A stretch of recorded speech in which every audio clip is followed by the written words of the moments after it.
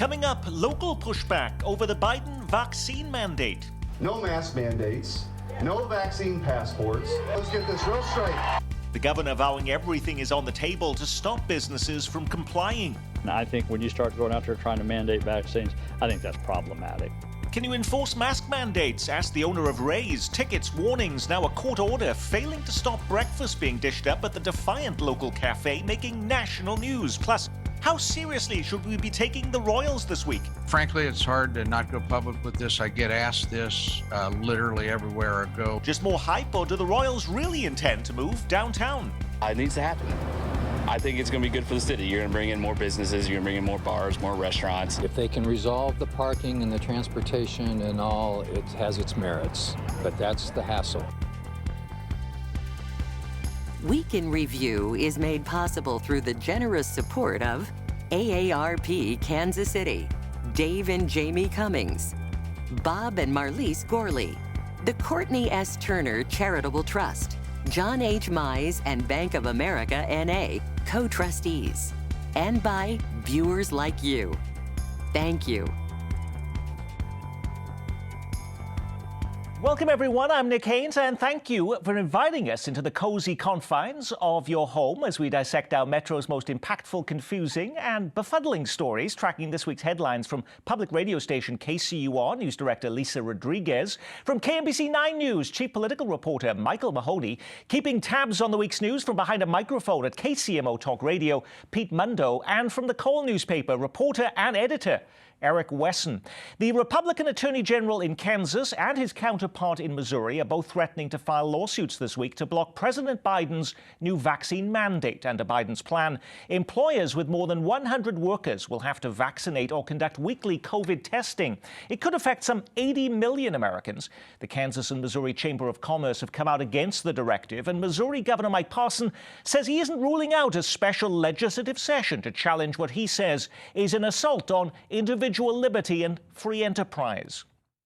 I think when you start going out there trying to mandate vaccines, I think that's problematic. I don't think there's going to be a lot of people in the states going to follow that, and I don't think there's going to be a lot of governors follow it. But even if there were a special session, other than filing a lawsuit, what could Missouri lawmakers do, Pete Mundo, to block the mandate from going into effect?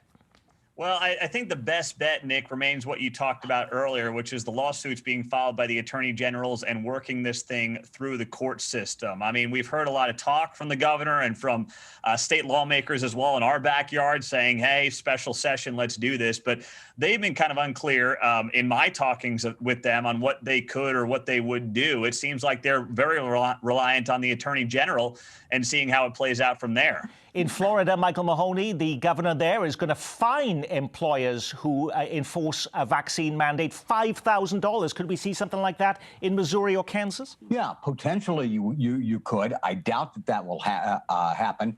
As Pete was discussing, the most effective way to challenge this is to do it through a lawsuit, and I expect that the attorneys general Schmidt, both of them, Eric and Derek, may do something along those lines in the future. There's also a suggestion, Lisa, that lawmakers could do what they've done with guns in Missouri, with the Second Amendment Preservation Act, that would block local authorities, state officials from working with the police, law enforcement working with the police, to enforce federal gun laws. Couldn't the same be done with regards to vaccine mandates, that no local officials could be helping the federal government make that happen? Certainly there are lawmakers that are interested in something like that. I don't know. I think it's still unclear what kind of effect that would have that is more than just a symbolic gesture there. I will agree with my colleagues here that the most likely action is going to be a lawsuit filed by the attorneys general. But the state could also, Eric Wesson, say we're not going to give any funding from the state, tax incentives or anything like that, or any government contracts to any company in Missouri for enacting a vaccine mandate. So perhaps no more historic tax credits for developers, for instance, downtown, if they had a vaccine mandate? Well, there's one thing that we know for certain, and that's who knows what can happen. It's a very serious possibility that it could happen, but I don't know if the federal government says, you know what, if you go against our mandate, we'll cut off federal funding to your states. They could do that as well, since they want to play hardball like that. Many of our viewers, though, Lisa, want to know how is this all going to be implemented? And perhaps the biggest question is the employer, a local employer, going to be responsible for paying for these COVID tests every week for their employees if they are not vaccinated? I mean, I think that's still an open question. If you look at what has happened in this pandemic so far, enforcement and implementation of most of these measures have fallen on local businesses and have fallen on individual entities and workers at those businesses to enforce. So I think that is a legitimate concern from businesses. Not only how is this going to affect employment when we're already seeing a shortage of workforce, but what kind of costs is implementing this going to take? And does that outweigh the cost of the penalty for not implementing it? The thing to watch here is what the United States Department of Labor does in terms of putting out the rules behind this mandate. And they may not come for a while. And so we'll be left in this limbo about there's an order and there's a mandate, but there's no rules set to enforce it. And so we'll be in limbo. Now, what impact, of course, would this plan have on workers? Missouri's largest association of nursing homes telling a hearing of state lawmakers this week that they could lose half their staff. I had a member call me and say this will be used, the words catastrophic impact on our workforce. Those fears playing out in school districts as well this week. The Shawnee Mission School District is considering a vaccine requirement for staff, but there are worries it could lead to an exodus of teachers. Please do not force our teachers and staff to choose between the vaccine risks or keeping their job. We will lose many wonderful educators. We already have seen vaccine mandates in school districts in this metro. Look no further than the Kansas City, Missouri School District that are already doing that. Did they see this mass exodus of teachers? Are there classrooms today that are not got a teacher in the front of the classroom as a result of a vaccine mandate? No, and I talked to the superintendent. Actually, he was on my show this weekend, and he said it's gone relatively well. Teachers aren't really pushing back against it. But one of the things that they did, what he did talk about, was that they have in-building subs now. And it's not the vaccine, it's the upswing in kids being quarantined. At some schools, they have entire classrooms being quarantined. Which means that they're not in school, but there was no real pushback. And in fact, he said it's been an influx in teachers going to get the vaccine as a result of what's going on in the school districts now. It's not just about teachers. School districts are having struggles with all manner of staff. Did you see a shortage of bus drivers has prompted the Raytown School District to warn parents they may have to eliminate bus service altogether. In fact, in Massachusetts, the governor has now called out the National Guard to drive kids to school. One district in Delaware now paying parents $700 to take their own kids to campus. Any evidence we're having to go that far here, Lisa? I don't know that we're at the point where we're calling in the National Guard or offering parents incentives, but certainly this school bus driver shortage is a nationwide thing that is impacting our schools here. I know on the first week of school for Kansas City Public Schools, there were board members driving kids to school. I'm pretty sure the superintendent had to pick up students and get them to their classrooms that day. So this is these shortages not only of teachers, of bus drivers, of substitute teachers, they're affecting schools. And with this whole pandemic, I think we're really on the brink. I think schools are keeping their head above water right now. But if things were to get any worse, or if the holiday season or the flu season were to be really bad, I think we're really on the brink of a crisis. Pete, would you take your own kids to school for $700? Well, I certainly would. And, you know, as far as I'm concerned, Mark Bedell driving the bus is earning that $300,000 paycheck. That's what that is. But, you know, seriously, this is an issue that is beyond school bus driving, right? There are 10 million jobs available in this country.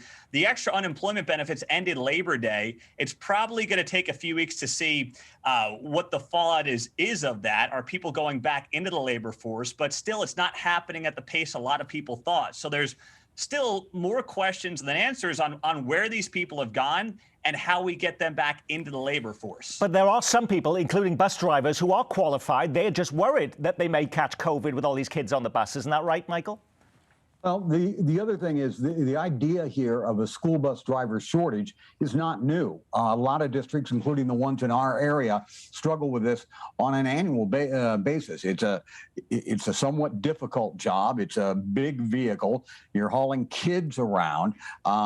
It's complicated. The hours aren't that great. School bus shortages are not just a function of the pandemic. They have been a problem for school districts, certainly in our area, for quite some time. Despite tickets, threats of fines and a court order, Ray's Cafe is still open and dishing up breakfast this week. Ray's is the Blue Springs restaurant that has been making national news after its owner refused to require masks. To avoid being shut down, the restaurant skirted the county mandate by declaring itself a private club, charging diners $1 to enter. This was supposed to be settled in court this week, but the customers are still coming in and out, and they've now got the support of the Missouri Attorney General. No mask mandates, no vaccine passports, no vaccine mandates for COVID, and no more lockdowns, okay? Let's get this real straight. I find this story kind of remarkable, Eric Wesson, that with all of that effort, we've got judges involved, tickets and fines, and the county couldn't find a way to shut off the electricity or the water from this restaurant to stop it from opening? It's just absolutely mind-boggling. And then yesterday we were supposed to have a hearing about it, and then they got a continuance on the hearing. So, one side of it seems extremely political, since the Attorney General is running for the United States Senate. The other side of it, okay, so we got this large influx of people that are testing positive, getting sick. Our obituary section in our newspaper, we had to go up pages last week because people are dying from this, and nobody seems like they're taking it serious. Pete, any evidence that other restaurants and cafes on either side of state line have decided to mirror what Ray's Cafe has been doing? I believe there was that one bar in Kansas City, Missouri that did go along about a week and a half ago or so. But is it happening on mass scale? Not that we're aware of right now, but it is interesting to see how this single mother cafe owner has become a cultural linchpin in many ways in the Kansas City area. She's made national TV appearances in the wake of all this, and it just tells you and shows you how divisive this issue is right now in this moment in time. Resistance to wearing masks is playing out on the Kansas side of the state line this week. A public hearing in Johnson County over potential changes to the county charter was abruptly suspended after many in the crowd refused to wear masks or socially distance. The video feed of the hearing was cut, so sorry we can't show you that, but you can get a clear sense of what's happening just from listening. Do I have a motion to adjourn? The meeting is adjourned. Thank you.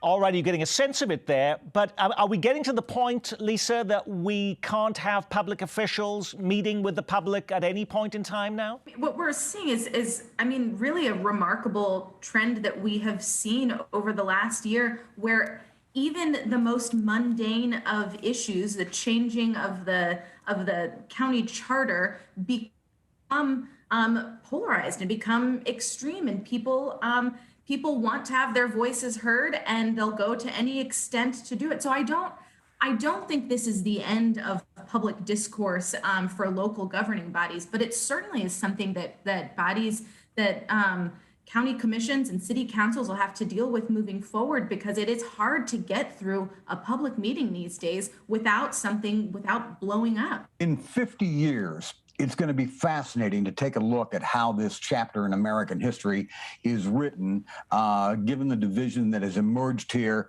between individual rights and what is public health policy, essentially. And I don't know how this is going to resolve itself. I'm not going to be around in 50 years, but this is going to be a very interesting chapter about the development of the 21st century, and it will have a long-range impact, I believe. But Pete, myself, Eric, and Elisa will be around in 50 years as we dissect that point on this program with you at home. Well, some topics I'm reluctant to even weigh in on in this program because they've come up time and time again without any resolution, and sometimes they're just trial balloons that are going nowhere. Is that how we should view this week's announcement from the owner of the Royals? I would just tell you that I guess we're a little bit beyond just listening to others' ideas. We are conducting an internal process to help us evaluate our options for where we play. And one of those options is to play downtown baseball. Royals owner John Sherman's words setting off another frenzy of news stories. But can we dispense with this topic in 10 seconds and say, move on, this is going nowhere, Michael Mahoney? Or is it what we heard this week, something completely different that we need to be paying attention to? This is the first step toward serious consideration of building a baseball stadium downtown. It's happening now because even though the leases don't expire until 2031, in terms of the timeline to deal with this sort of stuff, it is now approaching an appropriate time to deal with this.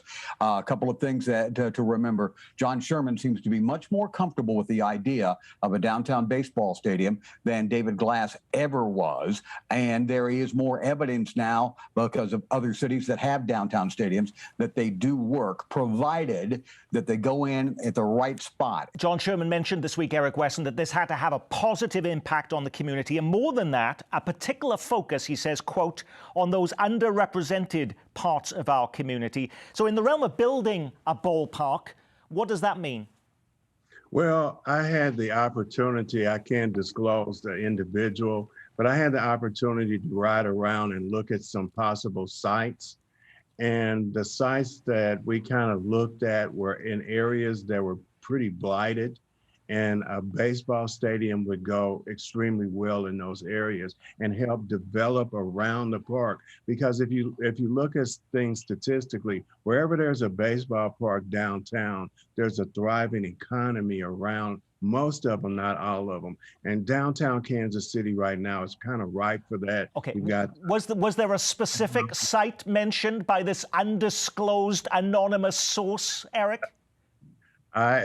I have said probably, oh, that's him calling me right now. No, we looked at several sites that would be ideal for a baseball park. Now, whether they're going to be able to acquire all that land that we looked at as a great place for it is another conversation, but it seems to be a great idea. At the top of the program, we heard some sound bites from fans, first blush reactions, people. One big concern, of course, was, oh my God, what a hassle with parking. It's easy out at the sports complex. How are we going to even find parking downtown?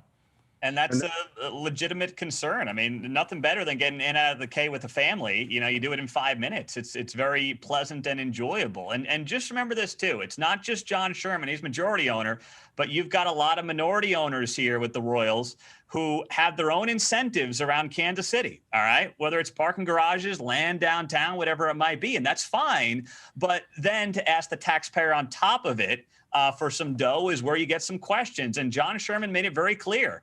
He was asked about public money, and he said, well, we already have that going on right now. The implication to me there was we need the public dollars. The question is going to be how much. Yeah, Lisa, that's an interesting question because it's easy to say, hey, that sounds fun, that we can have bars and restaurants downtown, but how much are you willing to fork out of your pocketbook to pay for it?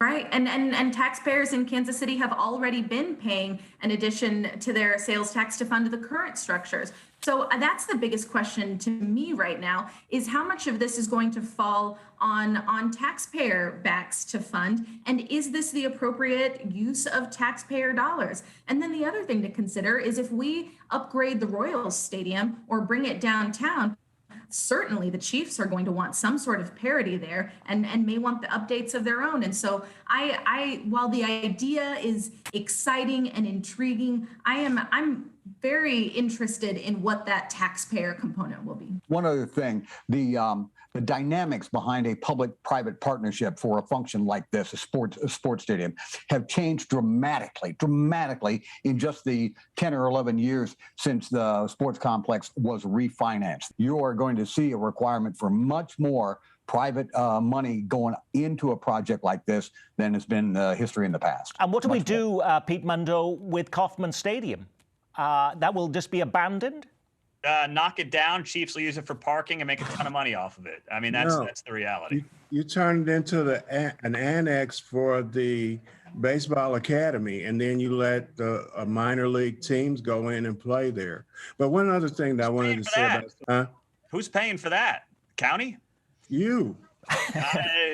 I'm not a Jackson County resident. Back to what Pete said about parking, don't be surprised if the plan would include a double-tier double-tier parking garage as well. The last time we discussed this topic, I thought one of the reasons for not moving downtown was because a huge funding source for the Royals right now is the parking. They get all that money coming in, which they'd completely lose if they went downtown. They would figure out a way to put that in as well. Because what is it, like $70 to park at the Chiefs games, or $75? That's a lot of revenue. Now, while many of us, for good reason, want to know what would happen to Kauffman Stadium if the Royals moved downtown, there are lots of big buildings that are now being abandoned. What should happen to them? County leaders announced they will close the downtown Jackson County Jail and build a new facility on the site of a mobile home park. Now, the chair of the county legislature, Dan Tarwater, has a proposal. He tells the Martin City Telegraph that the county should now turn it over to the city to house the homeless. He says it has showers, it has a big kitchen so you can make meals. You've got 700 plus beds you could put people in. Remove the bars, he says, and make it apartment style with no firm fix for the homeless issue. Might this have more positive community impact than moving the Royals 7 miles down the road, Lisa? If this idea were to materialize and move forward in any way, you would see a lot of really polarizing opinions on this as well. I mean, you make a good point that it's got showers, it's got a kitchen as well, but you know, for better or worse, with homeless populations that we have seen, you know, even if it's in the suburbs, neighbors outcry, say that they don't want that in their backyard. I worry about those arguments happening here, right or wrong, but I certainly don't think it's not a done deal. It won't be an easy deal to make. The idea of a 8 or 9 story high-rise homeless shelter on the southeast end of downtown is going to be a really tough sell for lots of different reasons, including the one that we just discussed about the continuing renaissance of downtown with the possibility of a baseball stadium there. There are lots of details to work out on this. I think Lisa's really nailed it on the head here, that it's interesting, but interesting, but You can do 3 more of those, I think, Michael. We're ready for that. Now, before we leave you this week, we want to say happy birthday to the Kauffman Center for the Performing Arts. It turns 10 years old this week. Yes, it's been that long. On this day, a decade ago, we were getting our first glimpse inside. I actually reached out to the Kauffman Center to see if they'd be interested in coming on the show this week to celebrate those 10 years. But I was told we're taking a pause on that celebration until, quote, the time is right. But just because they're not in the mood to celebrate, it doesn't mean we can't. Is it appropriate to raise a glass to what they've done there, Pete? Yeah, absolutely. I mean, it's been part of, we're talking about the renaissance of downtown Kansas City. Obviously, it's played a role in it, and it's been a staple down there, and it's been a great success. So yeah, 10 years to them, and what you continue to see downtown has been impressive. The question, of course, remains how much, when it comes to tax subsidies and things of that nature, is it going to cost? But overall, absolutely, cheers to them. What you didn't see in that video, by the way, Lisa, was any masks and people showing vaccine cards, which in the last few days, for the first time, they're now doing over there at the Kauffman Center with the most strictest COVID plan in the metro. Did that lead to the type of long lines we saw on opening day? People being late for the shows because they had to show all of this new identification for the first time? No, and my colleagues here might contradict me, but I didn't hear anything about any difficulties in those first shows as well. So if it didn't make news, then I assume it went pretty smoothly. Yes, the Kauffman Performing Arts Center is a reason for celebration. The acoustics in that building are astonishing, and it has a wide range of artists that it invites into it. And so when they're ready to celebrate being 10 years old, I think Kansas City ought to join in the celebration. But the city and our region, more importantly, is very lucky to have a high caliber performing arts center like that. It's a gem. Now, when you put a program like this together every week, you can't get to every story grabbing the headlines. What was the big local story we missed?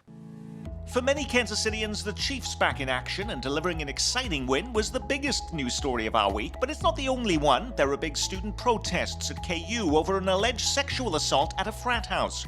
A 22-year-old police officer is dead after a shootout in Independence.